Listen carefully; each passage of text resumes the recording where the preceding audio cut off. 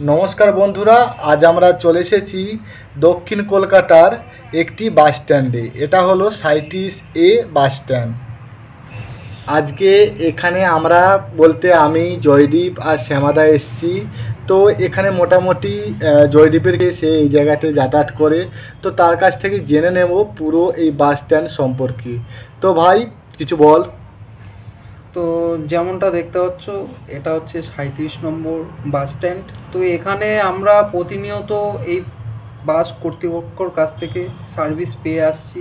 হ্যাঁ, এমন কোনো দিন নেই যেই দিনটা এই দোল পূর্ণিমা হোক বা কোনো বিশ্বকর্মা পুজো, হ্যাঁ, সে সময় কোনো সময় বন্ধ থাকে না।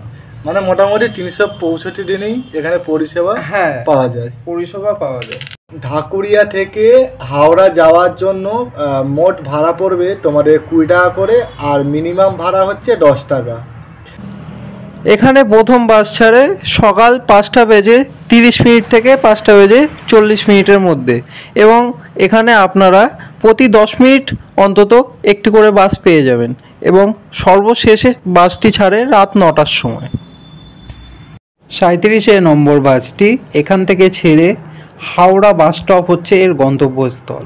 তো যে সকল স্থান থেকে বাসটি ক্রসিং করে সে সকল স্থানগুলি হলো Jadavpur park, Jadavpur police station, Taltala, South City mall, Dhaka Kalibari হয়ে টালিগঞ্জ ফাঁড়ি, নিউ আলিপুর, খিদিরপুর ব্রিজ দিয়ে ময়দান, রাজভবন, বিবাদীবাগ, বড়বাজার হয়ে হাওড়া ব্রিজ দিয়ে হাওড়া বাস স্টপে গিয়ে পৌঁছায়।